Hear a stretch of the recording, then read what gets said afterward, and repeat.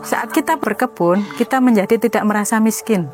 Kenapa? Karena di kebun sayur ada telur, ada ikan, ada karbohidrat, terus ada sayuran berbagai macam sesuai dengan kebutuhan kita. Karena sayur kita bermacam-macam, banyak jenisnya.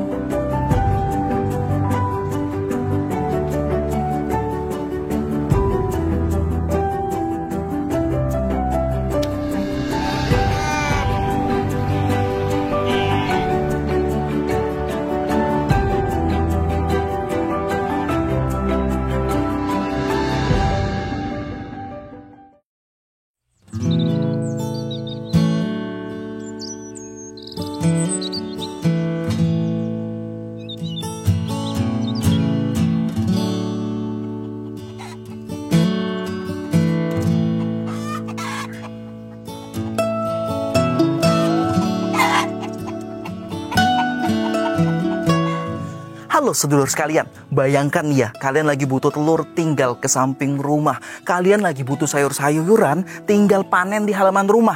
Kalian butuh cabai tinggal petik saja. Kalian bisa dapatkan itu semua dengan biaya nol cost di saat semua itu lagi mahal-mahalnya. Bagaimana caranya? Langsung saja kalian tonton video ini dari awal hingga akhir dan tetap di Oasis.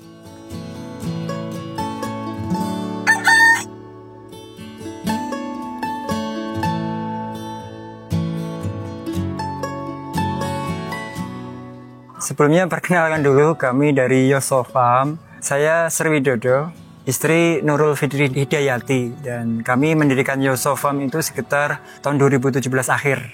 Sebenarnya konsep ini kan kami rancang sebelum menikah, semacam proposal itu. Jadi kalau jadi nikah konsepnya seperti ini ya.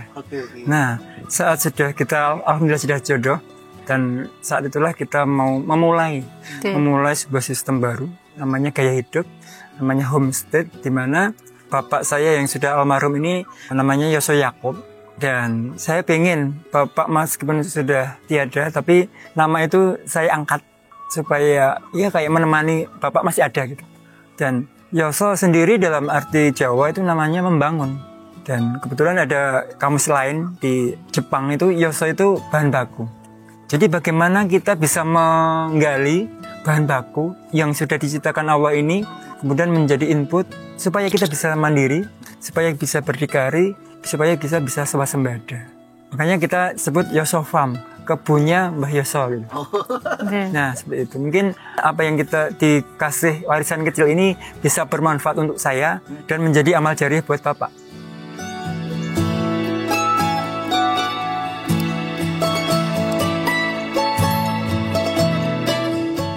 Kebetulan saya teknik mesin, tapi bukan kuliah, tapi saya lulusan STM, tapi suka mesin. Dan saya hobinya menanam. Jadi di rumah itu full dengan tanaman edible. Saya lihat bahwa dia lulusan sarjana pertanian UGM, dan kemudian dia punya banyak referensi. Sebenarnya saya haus akan ilmu, karena saya suka praktek. Kebetulan ketemu sama orang yang dia punya banyak referensi, banyak ilmu yang sayang kalau nggak diimplementasi gitu. Nah, alhamdulillah kalau sudah visi misinya sefrekuensi kan enak, Mas. jadi kenapa saya pengen hidup seperti ini? Dulu saat merantau, secara finansial cukup, tapi secara hati nggak cukup. Dan waktu itu memang bercita-cita untuk buka usaha sendiri. Bagaimana dari usaha ini kita bisa hidup, tapi lingkungannya juga menjadi lebih baik. Dan waktu itu pulang dari Jakarta dengan berbagai idealisme, tapi di rumah tidak ada yang satu frekuensi. Jadi untuk jalan sendiri pun merangkak. Jadi waktu pulang dari Jakarta mengelola kebunnya Bapak, belajar menanam seledri yang ada di depan kita. Dan jelek banget Mas, yang dipamerki rapi kan. Terus kakak ipar saya punya adik ipar suka berkebun. Nah, Mas Wid nanam seledri api, akhirnya sama kakak ipar saya, lho iki sing nandur adikku Mbak. Akhirnya saya datang ke sini karena satu tanaman seledri.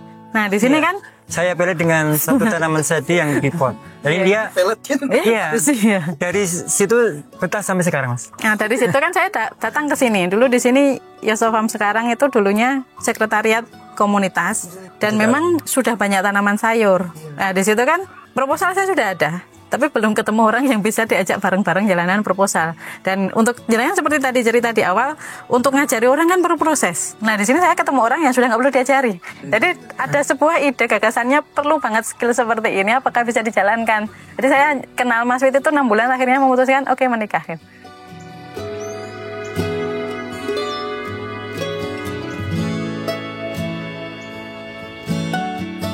Jadi konsep-konsep seperti ini sebenarnya memang pas kalau dirancang sebelum menikah.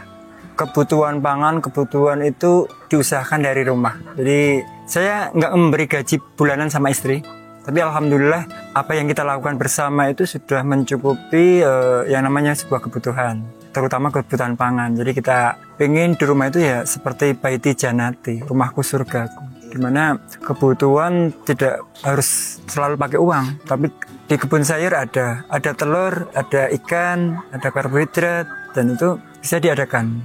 Jadi kenapa suami saya tidak memberi jatah bulanan kepada saya? Karena gini, saat kita membeli jatah bulanan, uang itu akan mengalami inflasi.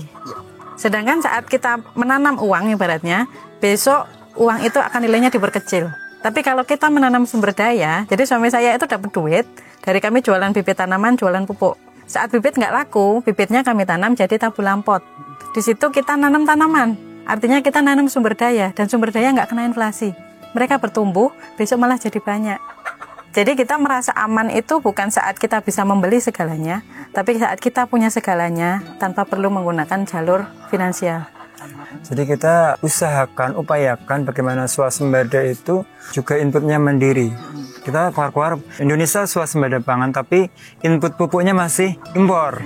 Nah, kita belajar dari situ bagaimana untuk swasembada itu dengan kalau kita sudah aware terhadap lingkungan, semua bisa dipetakan sebagai sumber daya. Makanya banyak sebenarnya sumber daya di sekitar kita dianggapnya sampah, sesuatu yang nggak berguna.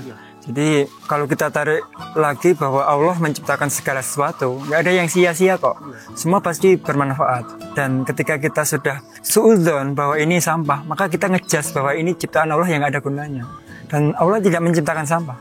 Dan sampah itu ciptaan spesies manusia. Berawal dari situ bagaimana kita bisa husnudzon, berbaik sangka kepada Allah bahwa segala yang sudah diciptakan Allah pasti bermanfaat. Maka kita tinggal memetakan. Beruntunglah bagi orang-orang yang berpikir kemudian bisa menggali, memetakan untuk jadi sumber daya. Nah, ketika kita sudah bisa aware, semua bisa dipetakan sebagai sumber daya, maka kita berusaha berikhtiar di rumah ini, di ekosistem ini, sampah juga selesai di rumah, Mas. Jadi kami tidak ikut kolektif untuk dibuang ke TPA, karena bagi kami sampah itu adalah masalah.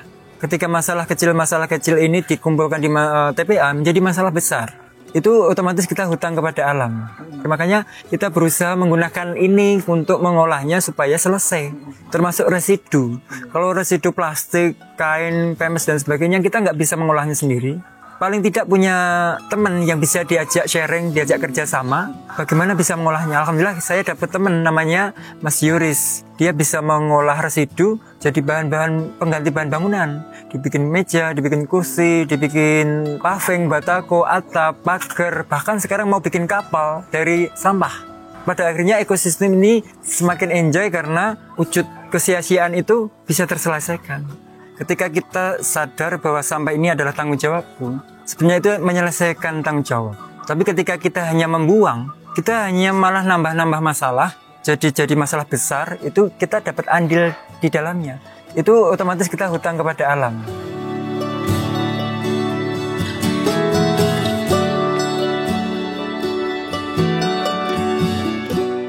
Saat kita punya sumber daya, dari kita punya berkebun, kita menjadi tidak merasa miskin. Kenapa? Karena orang merasa pengen dianggap kaya saat mereka bisa flexing. Saat mereka foya-foya mungkin dalam hal konsumsi, juga dalam hal berbagi. Tapi kami merasa tidak miskin saat kita punya yang sedikit ini mencukupi diri kita, dan dari sedikit ini, di lahan yang sempit ini, kita bisa berbagi ke tetangga. Semudah itu. Jadi kami merasa diri tidak miskin itu saat kita bisa berbagi. Dan untuk berbagi tidak harus dengan finansial yang banyak. Dari kita mengerjakan hal yang kecil, itu manfaatnya dirasakan oleh sekitar kita, itu sudah menenteramkan hati kita. Selain dirasakan keluarga sendiri, di sini juga ada keterikatan sosial. Maka di Yosofarm kami tidak membuat benteng di kebun kami. Kenapa tidak dibuat benteng? Karena yang jadi benteng, jadi pagar paling kuat itu tetangga kami. Jadi kita nggak pengen kok semua kita nikmati sendiri. Untuk apa? Berlebihan Mas dari lahan segini. Maka kami punya cabai 2 yang berbuah. Itu sudah lebih dari cukup untuk kami. Kita bisa berbagi. Dan kenapa kami belum budidaya kambing, belum budidaya sapi? Karena konsep kami dalam budidaya apapun, kami pakai konsep mudahir, mulai dari akhir. Saat kita budidaya sesuatu, pakannya dari mana? Kita harus punya dulu. Saat saya punya ruminansia, kami belum punya bank pakan. Nah, jadi kami belum berani karena kapasitas kami belum di sana. Dan tetangga pun punya masalah loh Mas yang perlu dipecahkan. Tetangga saya yang punya ternak, bingung buang pupuknya. Lah kita jadi bagian dari solusi saja. Kenapa harus semua kita miliki? Kalau kami lebih suka share sumber daya. Jadi bagaimana kita berbagi sumber daya supaya kemandirian bukan hanya dimiliki dari kami di Yosofarm. Kami juga pengen yang lain pun juga berdaya. Dengan kita berbagi sumber daya yang kita tidak ada, kita bisa gantian. Jadi di Yosofarm kami sering barter kok. Kami nggak punya kotoran ternak, kami barter tenaga untuk bersihin kandang. Kita dapat. Sistem itulah yang kadang-kadang diputus oleh industri. Industri pengen menguasai sumber daya supaya mereka bisa jualan. Saat kita memposisikan diri tinggal di mana kita? Apakah pengen jadi konsumen atau kita pengen berdikari?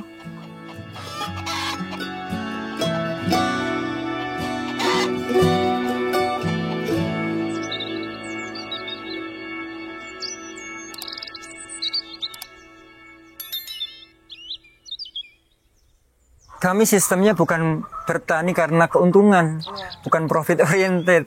Jadi kami bertani itu seperti berbagi adil. Jadi saya berternak ayam, bagaimana ayam itu juga memenuhi kebutuhan nalurinya. Terus kemudian kita bikinkan kandang ayam yang ramah lingkungan, kandang ayam yang tidak bau bagaimana, kandang ayam yang tidak butuh beli pakan bagaimana, kandang ayam yang tidak butuh maintenance, low maintenance seperti apa. Kemudian bagaimana mempekerjakan ayam sebagai binatang yang dia punya nalurinya ceker-ceker, maka kita pekerjakan dia, kita fungsikan ceker ayamnya sebagai chicken traktor.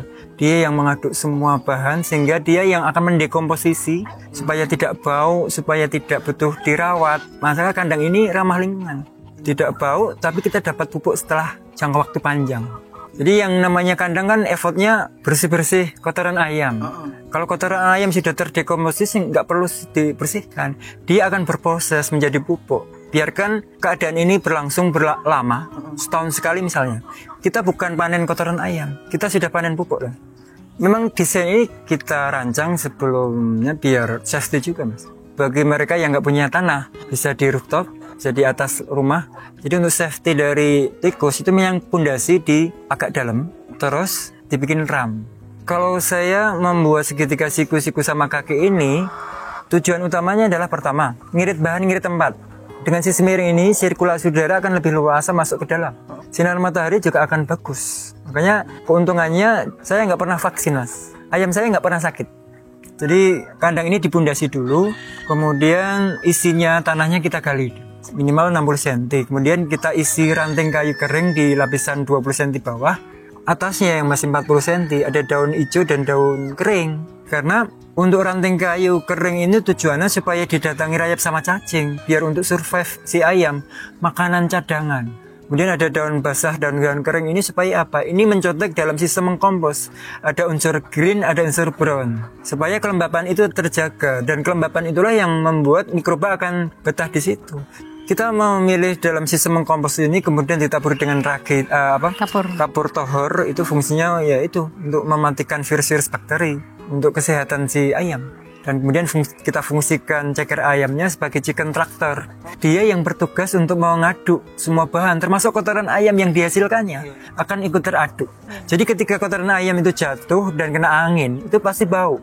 Tapi ketika kotoran ayam jatuh kemudian terdekomposisi, itu mengurangi bau.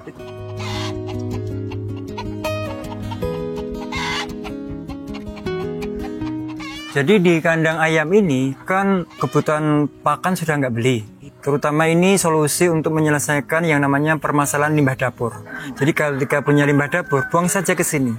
Yang bisa dimakan ayam akan dimakan ayam, yang nggak bisa dimakan ayam jadi terurai jadi pupuk. Nah, di sini kami memberi pakan maggot larva dari BSF itu cukup tinggi proteinnya. Jadi kami punya siklusnya bagaimana bisa dipanen setiap hari. Jadi Magot ini sebagai partner kita untuk menyelesaikan limbah dapur juga. Tapi bagaimana Magot ini diaplikasikan ke kandang. Jadi Magot itu sukanya lari ke dalam. Kalau orang Jawa mungkin deresep-deresep. Saat itulah naluri ayam, dia kan ceker-ceker. Saat Magot itu lari ke dalam, ada yang di lapisan atas, ada di lapisan tengah, ada yang lapisan bawah. Ayam senang ketika apa yang ia cari ia dapat. Ceker-ceker di lapisan atas dapat Magot. Belum kenyang, dia ceker-ceker lagi dapat Magot yang lari ke dalam. Seperti memikirkan psikologi ayam juga. Jadi bagaimana ayam itu semakin adrenalinnya naik, mendapatkan sesuatu yang ia cari. Ketika dia sudah sampai 40 cm, dapat bonus. Cacing sama rayap yang sudah kita desain, ada ranting kayu kering yang ketika lapuk dengan tanah, mudah didatangi rayap sama cacing. Nah, itu cocok bagi orang yang mobilitasnya tinggi. Ketika kita 2 hari 2 malam pergi dari rumah, bagaimana ayam ini bahagia, bagaimana ayam ini juga survive, maka umbaran ini kita anggap sebagai almari makanan. Kalau kita 2 hari biasanya jatahnya 4 kali mas, pagi sore dan pagi sore kan. Jadi 4 porsi makanan itu kita timbun di 4 titik. Nah, analoginya seperti ini. Pagi-pagi ayam itu protes, kok pagi ini saya nggak dikasih makan ya? Ya udah kita mandiri saja sama teman-temannya, dia mandiri. Dapat 1 titik, di mana titik itu kita sengaja kasih makan untuk sarapan paginya. Nah sorenya juga sama kasusnya.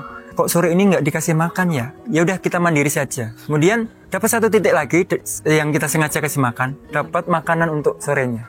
Hari kedua sama.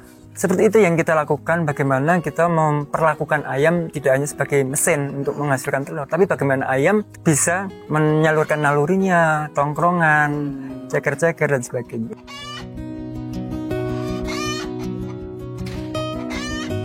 Kalau kita sudah swasembada pangan, kebutuhan yang kita inginkan kita petakan, kita adakan di pekarangan, kita sarapan pagi nih. Di atas piring itu ada labu madu yang dipotong yang hanya dikukus. Dan labu madu itu kan karbohidrat, gantinya nasi. Kalau nasi kan banyak kimianya. Kalau karbohidrat bisa dibikin organik dan rasanya enak. Kemudian ditemani sama lele bakar.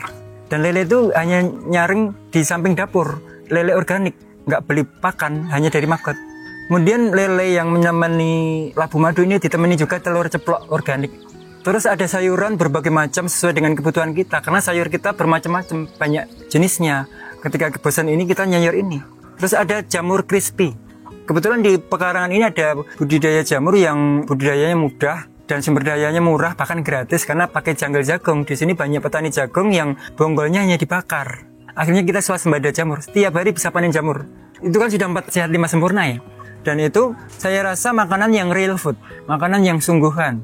Nah itu rasakannya bukan enak di lidah saja, tapi enaknya di sini mas. Jadi rasa was-was itu nggak ada, karena semua diawali dengan proses. Menanam sendiri, merawat sendiri, tahu bibitnya, tahu cara memasaknya. Itu yang menjadi kenapa kita harus swasembada sendiri. Karena di zaman sekarang ini banyak yang ditawarkan karena produk pabrik. Bahkan makanan itu real foodnya mungkin kurang dari 20%. Yang lainnya sintetis, yang lainnya hanya bahan tiruan seperti makanan. Nah, yang dirugikan kita sendiri sebagai konsumen. Tapi ketika kita sudah tahu nih, bisa mengadakan sendiri secara real food, itu yang kita rasakan. Jadi yang kami rasakan saat ke mall mas, jadi iseng juga masuk ke tempat grosiran, itu kan mall yang jual bahan makanan. Di sana ketawa mas. Kucai seikat gitu 7.000 lah, 7.000 di tempat kita di red itu ini aja. Cuma dibuang. Untuk pupuk. Jadi hidup tanpa uang memungkinkan saat akses ke sumber daya tidak ada batas. Saat kita berdampingan dengan sumber daya, kita lebih aman daripada hidup hanya sekedar mengandalkan uang. Makhluk yang lain aja nggak punya duit sehat kok. Masa kita sebagai manusia nggak punya duit mati gitu kan. Jadi kematian itu karena menganggap uang itu untuk mendapatkan segalanya. Padahal dulu sebelum ada uang segalanya tersedia. Dan itu sumber daya kan. Dan orang dapat uang dari mana? Mereka jualan sumber daya loh. Ada orang nggak yang mikir bikin sumber daya? Saat mereka punya sumber daya nggak ada uang pun safe. Kebanyakan orang merasa safe saat punya uang.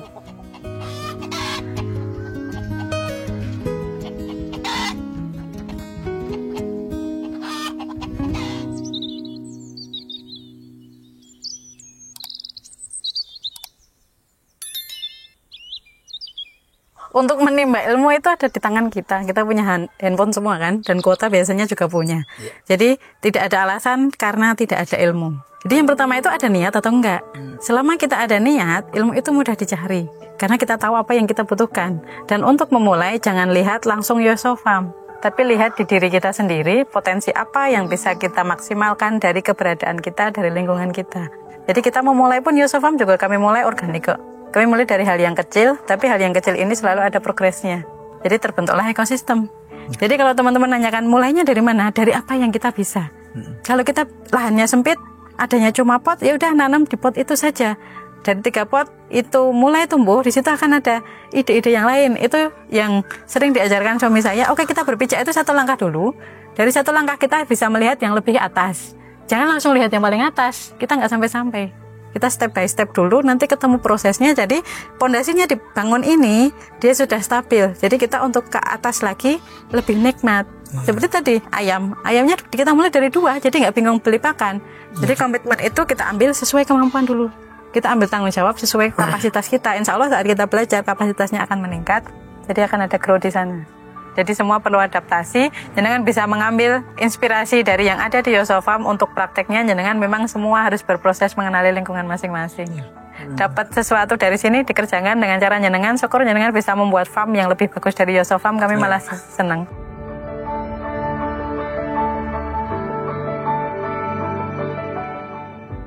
Terima kasih pemirsa, saya Sri Widodo, owner Yosofam bersama istri.